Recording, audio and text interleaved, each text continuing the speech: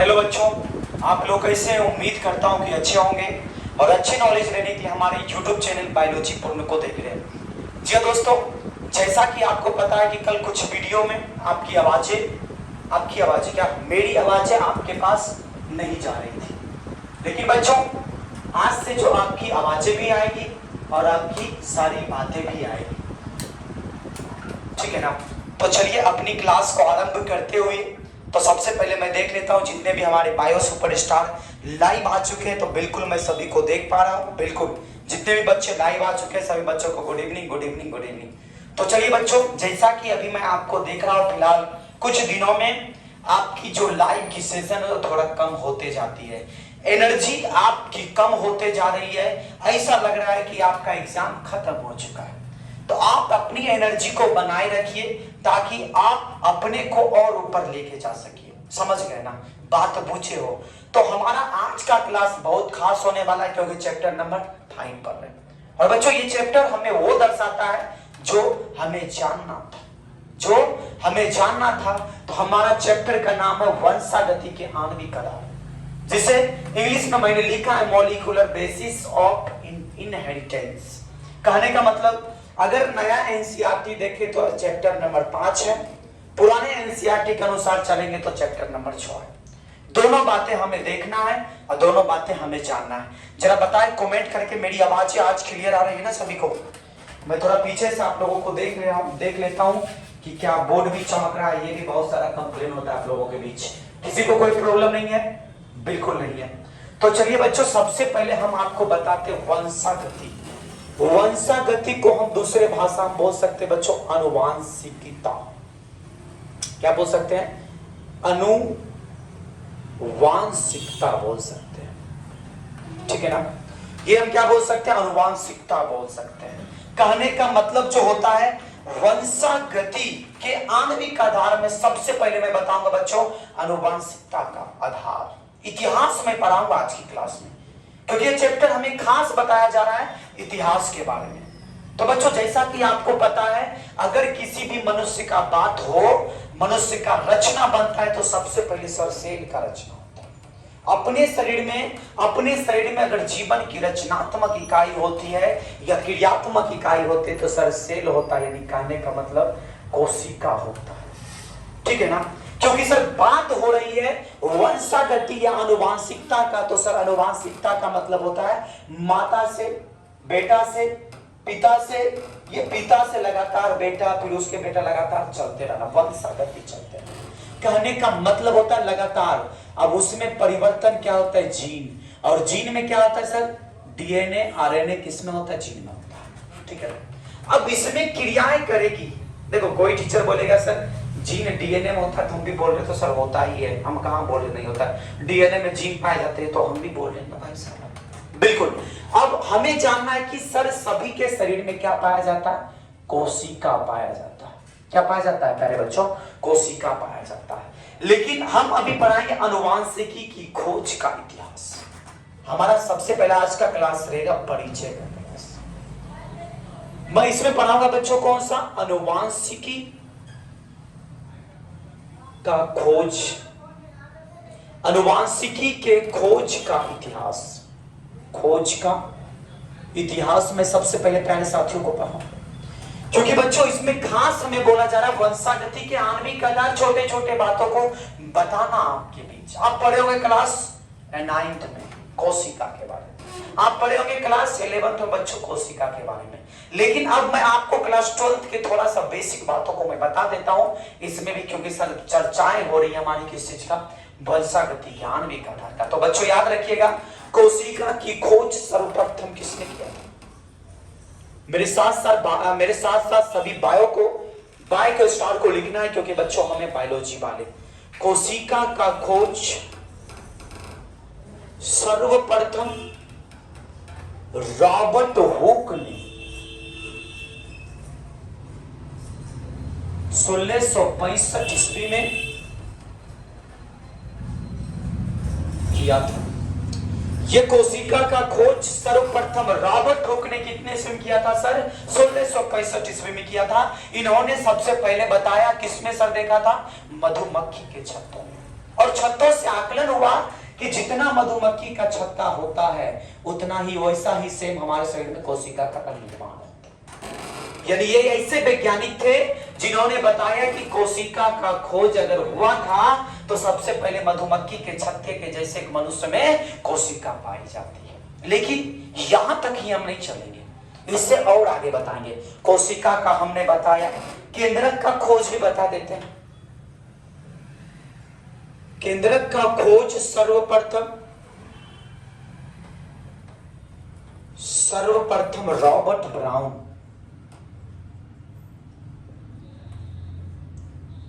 मैंने बताया केंद्रक का खोज सर्वप्रथम रॉबर्ट ब्राउन ने 1831 ईस्वी में किया।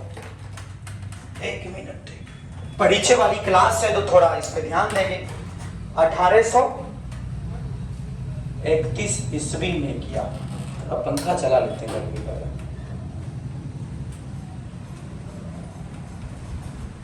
1831 ईस्वी में किया था। उसके बाद बच्चों अपनी क्लास को और आगे देखें तो इसमें लिखेंगे सबसे पहले फ्लेमिंग ने बताया। एक बात, सबसे पहले फ्लेमिंग ने, मैंने बताया कि सबसे पहले फ्लेमिंग ने क्या होता 1802 ईस्वी में देखा।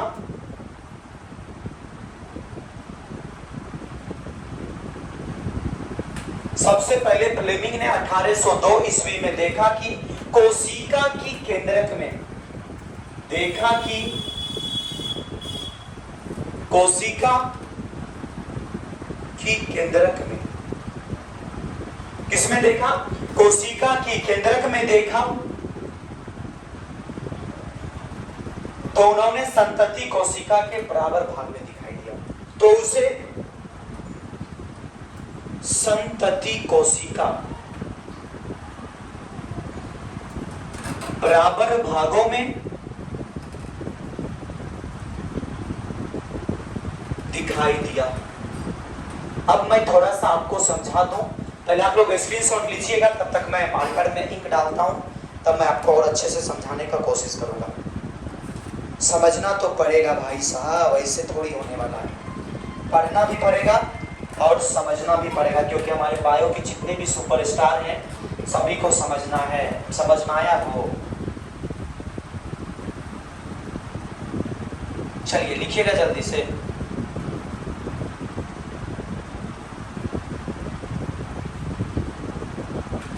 चलिए लिखिएगा, स्क्रीनशॉट लिए।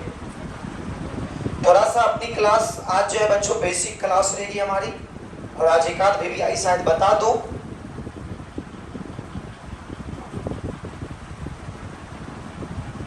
एक आध भी आई हो सकता है आपकी भी इच्छा। चलिए समझाते हैं। मैं बच्चों बता रहा हूं आपको क्या, अनुवांशिकी के खोज का इतिहास। यानी सबसे पहले लगातार वर्षों से चलने वाला जो हमारे बीच आ रहा है, पिता से बेटा, फिर उसके बेटा, फिर उसके बेटा में लगातार ये चल रहा है।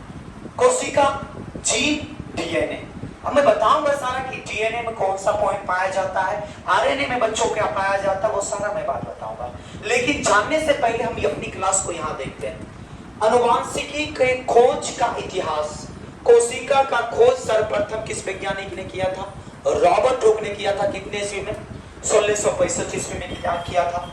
इन्होंने बताया कि केंद्रक का भी खोज रॉबर्ट ब्राउन नामक वैज्ञानिक 1831 ईस्वी में किया था। और कोशिका का खोज याद रखिएगा, रॉबर्ट हुक ने, आप सदियों से पढ़ते आ चुके हैं। कोशिका का खोज रॉबर्ट हुक वैज्ञानिक ने किसमें किया था? मधुमक्खी के छत्ते यानी कॉर्क में देखा था। उसके बाद आगे आते हैं। सबसे पहले फ्लेमिंग ने 1802 ईस्वी में देखा कि कोशिका की केंद्रक में तो उसे संतति कोशिका बराबर के भागों में विभाजित कर दिया, विभाजित बराबर के भागों में दिखाई दिया। यानी कहने का मतलब फ्लेमिंग ने 1802 ईस्वी में कोशिका के केंद्रकों में देखा कि संतति कोशिका बराबर भाग में दिखाई देना शुरू कर दिया। लेकिन अब आपसे क्वेश्चन पूछेगा बच्चों कि कोसेल नामक वैज्ञानिक, और मैं थोड़ा सा बात को और आगे बढ़ाता हूं, यहां तक लिखिए, उसके बाद मैं अपनी क्लास को और आगे करता हूं, ठीक है ना? बिल्कुल बिल्कुल गर्दा उड़ाना है 2025 में। आपका ऑब्जेक्टिव भी होगा यूट्यूब पर, टेंशन नहीं लेना है। और उसमें मेरा चेहरा नहीं दिखाई देगा, मैं कॉपी और ये कलम का यूज करूंगा ऑब्जेक्टिव के लिए, क्योंकि अपने पास डिजिटल बोर्ड है ही नहीं, इसीलिए मैं आपका यूज भी करूंगा। तो समझ में आ गया ना प्यारे बच्चों? बिल्कुल आना चाहिए।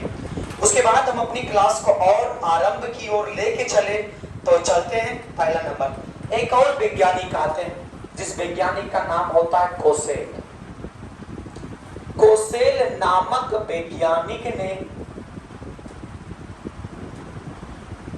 कौन से वैज्ञानिक बच्चों? कोसेल नामक वैज्ञानिक ने 1893 ईस्वी में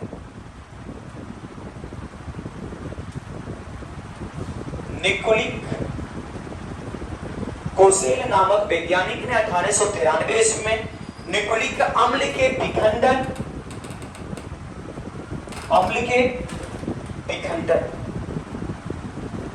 निकोलिक अम्ल के बच्चों क्या होता है?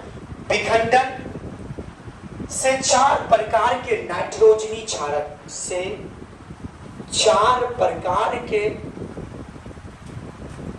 नाइट्रोजनी क्षारक, 4 प्रकार के क्या बच्चों? नाइट्रोजनी क्षारक, फास्फोरिक अम्ल, कोमा दे देना है, फास्फोरिक अम्ल, और मैं बताया नाइट्रोजनी क्षारक और फास्फोरिक अम्ल, और क्या बच्चों बताया था बताओ? और कार्बोहाइड्रेट्स प्राप्त हुई, और कार्बोहाइड्रेट्स प्राप्त हुई।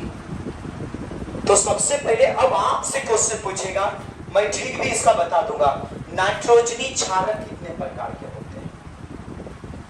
नाइट्रोजनी क्षारक कितने प्रकार के होते हैं? 2 प्रकार का होता है। एक का नाम होता है बच्चों प्यूरिन क्षार, प्यूरिन अम्ल भी बोल देंगे, अम्ल बोलेंगे क्षार बोलेंगे, जरा बता भाई साहब।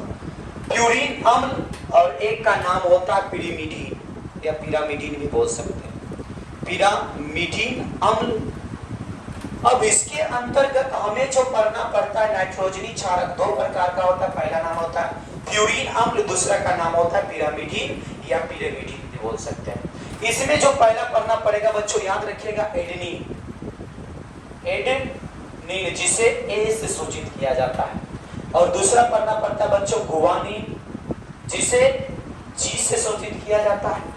अब ये जो बच्चे होते हैं पिरामिडीन में 3 प्रकार हम लोग पढ़ेंगे। पहले एडेनिन, गुआनिन, अब क्या पढ़ेंगे बच्चों? साइटोसिन, साइटोसिन जिसे सी से सूचित करते हैं, और एक होता है बच्चों यूरेसिल जिसे यू से सूचित करते हैं, और एक होता है थायमीन, और थायमीन कहने का मतलब होता है जिसे टी से सूचित करते हैं। तो प्यारे बच्चों यहां तक छापिएगा, उसके बाद हम अपनी क्लास को और आगे बढ़ाएंगे ताकि आप लोग अच्छे से समझ पाइएगा। मैंने आपको यहां बताया है कि जब ये वैज्ञानिक आए, कौन से वैज्ञानिक? कोसेल नामक वैज्ञानिक, इन्होंने बताया 1893 में निकोलिक अम्ल के विखंडन से 4 प्रकार के नाइट्रोजनी क्षारक जो बनते हैं, फास्फोरिक अम्ल और कार्बोहाइड्रेट से प्राप्त होते हैं। लेकिन ये नाइट्रोजनी क्षारक होता क्या है? आप केमिस्ट्री की क्लास में पढ़े होंगे कि इसमें कुछ बात को रखा गया था। नाइट्रोजनी क्षारक 2 प्रकार के होते हैं। ये पहला होता है प्यूरिन और एक होता है पिरामिडीन। प्यूरिन कहने का मतलब होता है इसमें 2 भाग होता है, एक होता है एडेनिन और एक होता है गुआनिन, और इसमें पिरामिडीन जो होता है हम ये 3 प्रकार का होता है, साइटोसिन, यूरेसिल, थायमीन। जैसे कि मैं आपको एक चीज स्पष्ट अभी करवा देता हूं, मेरे पास एक है जो कि थोड़ा आपको समझ में आ सके। तो प्यारे बच्चों ध्यान दीजिएगा, ध्यान देना है प्यारे बच्चों, पहले लिखिएगा उसके बाद मैं समझाता हूं आप लोगों को, क्योंकि बायोलॉजी वाले ना तो कभी थके हैं ना तो कभी रुके, हमेशा बायोलॉजी की दुनिया में तहलका मचाते आए हैं। तो बिल्कुल बच्चों तहलका मचाना है और साथ ही साथ अपनी बायोलॉजी की क्लास को भी आगे बढ़ाना है। अगर आप हमारे इस चैनल पर नए हैं तो चैनल को सब्सक्राइब कर दीजिए और वीडियो को आप अपने दोस्तों के पास शेयर कर दीजिए, ताकि आपका भी फायदा हो और हमारा तो फायदा होगा ही होगा। चलिए लिखते रहिए, गर्दा मचाते रहिए, बायोलॉजी की दुनिया में तहलका मचाना है। लिख लिए ना? बिल्कुल। अब मैं आपको एक ट्रिक बताता हूँ, ये बड़ा खास ट्रिक होने वाला है और ट्रिक में मैं अच्छा बैठाया हूँ, थोड़ा इसमें ध्यान दीजिएगा। हमारे जितने भी बायो के स्टार हैं, समझ गए ना? बिल्कुल। अब इस पे अगर सर ये याद नहीं रहा तो हमें सर क्या ट्रिक बैठा के बोल सकते हैं? तो बिल्कुल हमारे बायो के जितने भी सुपरस्टार हैं, बिल्कुल मैं आपको बता सकता हूँ, समझा सकता हूँ, ताकि आपको भी अच्छा लगेगा पढ़ने में। बात बुझा यार? एक मिनट आप लोग पहले लिखिएगा, तो उसको लिखिएगा 1 मिनट, मुझे थोड़ा काम है।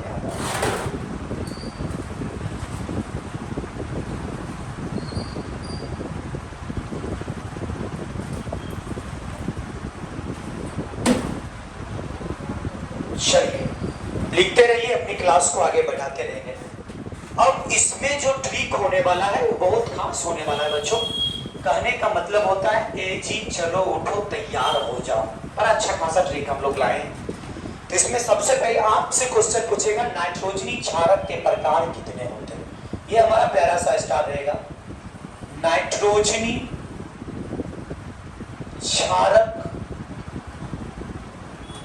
के प्रकार। नाइट्रोजनी क्षारक के बच्चों 5 प्रकार होते हैं। पहला बोलेंगे एडेनिन, ए से सूचित करते हैं। गुवानिन, जी से सूचित करते हैं, एडेनिन गुवानिन। साइटोसिन, सी से सूचित किया जाता है।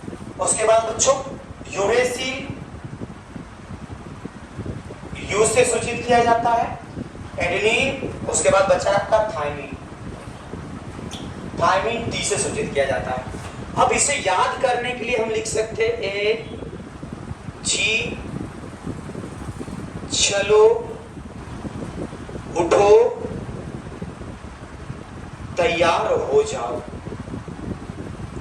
मैंने ट्रिक एक बैठा दिया आपके बीच, ताकि आप हमारे जितने भी बायो के सुपरस्टार हैं आपको समझ में आ सके। तो मैंने बच्चों यहां क्या बताया है कि नाइट्रोजनी क्षारक के प्रकार जो होते हैं वो टोटल का टोटल 5 प्रकार होता है, और 5 में हम आपको बताएं एडेनिन, गुवानिन, साइटोसिन, यूरेसिल और थायमिन। इसमें लिखा है मैंने ट्रिक ए जी चलो उठो तैयार हो जाओ, बायोलॉजी की क्लास करने जाना है। उसके बाद और आपसे क्वेश्चन पूछेगा कि पहले यहां तक लिखिएगा, उसके बाद मैं बताता हूं। अब आपसे क्वेश्चन बिहार बोर्ड पूछ सकता है। पहला नंबर क्वेश्चन मारेंगे, न्यूक्लिक अम्ल या डीएनए या आरएनए, या लिखा गया न्यूक्लिक अम्ल या डीएनए या आरएनए किससे मिलकर बना होता है? किससे मिलकर बना होता है? तो ये जो बना होता है न्यूक्लिक अम्ल, डीएनए, आरएनए किससे मिलकर बना होता है? तो ये बना होता है किससे बच्चों? याद रखिएगा, पॉलीन्यूक्लियोटाइड की श्रृंखला से। पॉलीन्यूक्लियोटाइड की श्रृंखला से। किससे मिलकर बना होता है? पॉलीन्यूक्लियोटाइड की श्रृंखला से मिलकर बना होता है। उसके बाद और अपनी क्लास को थोड़ा और आगे बढ़ाएंगे, और आगे बढ़ाने के साथ साथ मनोरंजन का भी एंजॉय लेना है। चलिए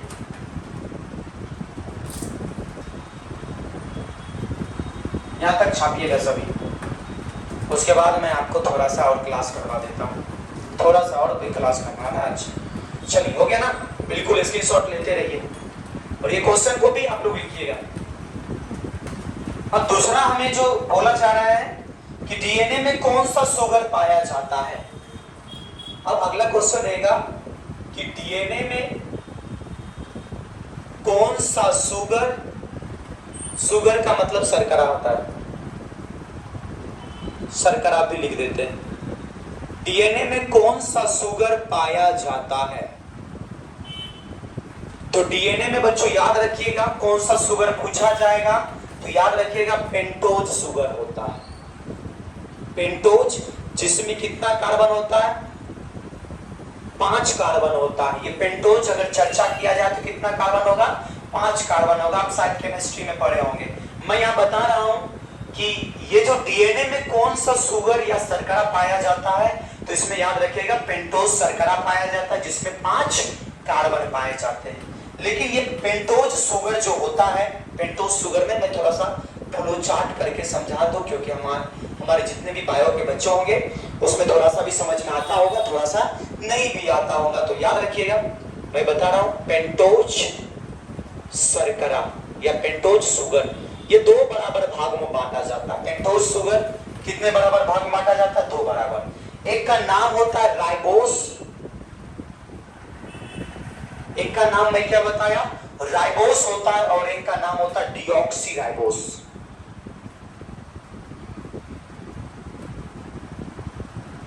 एक का नाम होता है राइबोस और एक का नाम क्या होता है बच्चों? Deoxy ribose. अब आपसे क्वेश्चन पूछेगा कि राइबोस कहां पाया जाता है?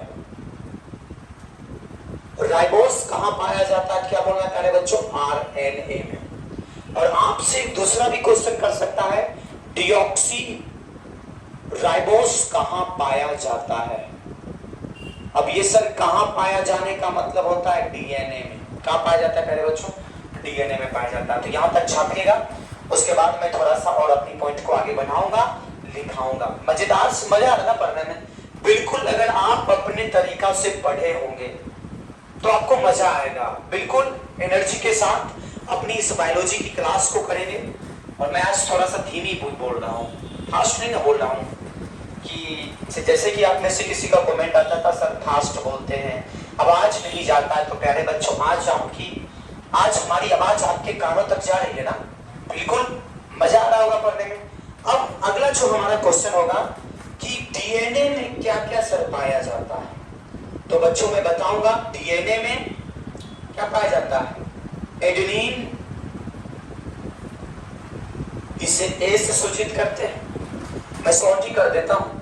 डीएनए में एडेनिन और क्या पाया जाता है बताओ? गुआनिन, साइटोसिन तथा क्या पाया जाएगा? एडेनिन, गुआनिन, साइटोसिन तथा थायमीन पाया जाता है। मैं यहां शॉर्ट कर दिया हूं। ए का मतलब एडेनिन होता है, जी का मतलब गुआनिन होता है, सी का मतलब साइटोसिन क्या होता है बच्चों? साइटोसिन, और टी का मतलब थायमीन होता है। लेकिन आरएनए में, लेकिन बच्चों क्या पाया जाता है? आरएनए में अगर यहां पाया जा रहा है साइटोसिन, याद रखिएगा यहां क्या पाया जाएगा? साइटोसिन, तो वहां क्या पाया जाएगा? यूरेसिल। तो लिखेंगे आरएनए में एडेनिन, गुआनिन, यूरेसिल तथा थायमीन पाया जाता है। क्या पाया जाता है पहले बच्चों?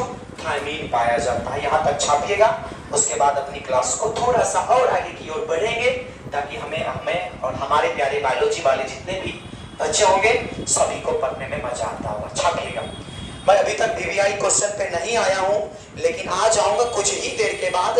तो सबसे पहले आपको यहां तक याद रखना है, क्योंकि बेसिक हमारा क्लास रहेगा। आज का क्लास हमारा जो है वो बेसिक वाली क्लास रहेगी। समझ में आ रहा है ना सभी को? बिल्कुल बिल्कुल आ रहा है ना समझ में? एकदम से बायो की दुनिया में तहलका मचाना है प्यारे बच्चों, ताकि आपको और समझ में और अच्छा से आ सके। चलिए, हो गया ना? नेक्स्ट जो अब रहेगा, यहां याद रखिएगा राइबोस किस में पाया जाता है? आरएनए में। और डीऑक्सी राइबोस किस में पाया जाता है? डीएनए में। अभी इसी का खेल होने वाला है बायोलॉजी की क्लास में। अब जो हमें खेल होना बायोलॉजी में शुरू होगा वो अब यहां से होगा, क्योंकि सारा पॉइंट यहां कवर हमने कर लिया है। अब थोड़ा सा इस पे बात करते हैं। और अब आपसे क्वेश्चन पूछेगा कि न्यूक्लियोसाइड आरएनए में पाए जाने वाले पदार्थ होते हैं। न्यूक्लियोसाइड आरएनए में पाए जाने वाले क्या होते हैं बच्चों? पदार्थ होते हैं। अब आरएनए में क्या पाया जाता है? न्यूक्लियोसाइड। और इसी के अंतर्गत हम अभी आपको पढ़ाएंगे शर्करा के। जैसे ये हमारा क्या शर्करा है, जैसे पहला नंबर टॉपिक पे आते हैं, मैंने इसमें लिखाया था कि आपको याद क्या करना है कि राइबोस कहां पाया जाता है, तो आरएनए में पाया जाता है। राइबोस जो होता है बच्चों वो कहां पाया जाता है, आरएनए में पाया जाता है। तो राइबोस प्लस एडेनिन मिलकर किसका निर्माण करेगा, तो इसके बारे में जानेंगे। और दूसरा है आपका बच्चों राइबोस प्लस गुआनिन, ये किसका निर्माण करेगा, तो इसके बारे में हम लोग जानेंगे। तीसरा है ribose plus cytosine, ribose plus cytosine. और ये चौथा जो हमारा रहेगा बच्चों ribose plus uracil, ribose plus uracil. क्या बोल रहे हैं, राइबोस प्लस यूरेसिल। अब ये सब जो क्रिया कर रही है तो इसके बारे में हम अपनी बात को रख रहे हैं। राइबोस प्लस एडेनिन बराबर बनता क्या है, एडिनोसिन बनता है, एडिनोसिन का निर्माण होता है। मैंने बताया कि राइबोस प्लस एडेनिन मिलकर क्या बनता है, एडिनोसिन बनता है। अब ये गुआनिन, राइबोस प्लस गुआनिन बराबर क्या बनता है, गुआनोसिन। ये भी लिख सकते हैं, अगर ये नहीं लिख सकते तो ये भी लिख सकते, गुआनोसिन बोल सकते हैं।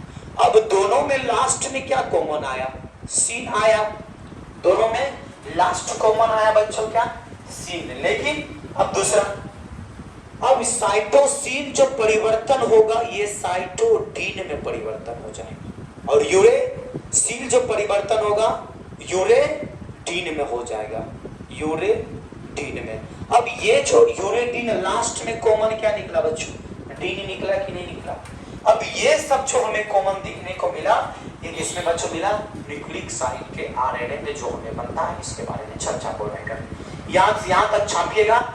उसके बाद हम अपनी क्लास को थोड़ा और आगे करेंगे, बिल्कुल एनर्जी के साथ क्लास को और आगे बढ़ाते रहेंगे, पढ़ते रहेंगे एनर्जी के साथ, मजे से छापिए इसे, जल्दी लिखिएगा, तब अपनी क्लास को थोड़ा और आगे की ओर करेंगे, ताकि हमारे जितने भी बायो के सुपरस्टार हैं सबको समझ में आ सके, क्योंकि हम है भारत की जनता, सब कुछ सब पॉइंट समझ के पढ़ना पड़ता है।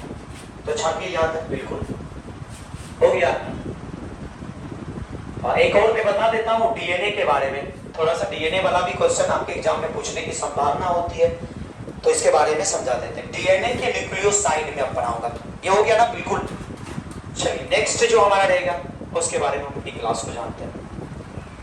और मेन चीज आपको याद रखना है कि डीऑक्सी जो राइबोस होता है, डीऑक्सी राइबोस, वो कहां पाया जाता है, किसमें, डीएनए में पाया जाता है। अब मैं आपको अगला स्टार जो पढ़ा रहा हूं, डीएनए के न्यूक्लियोसाइड।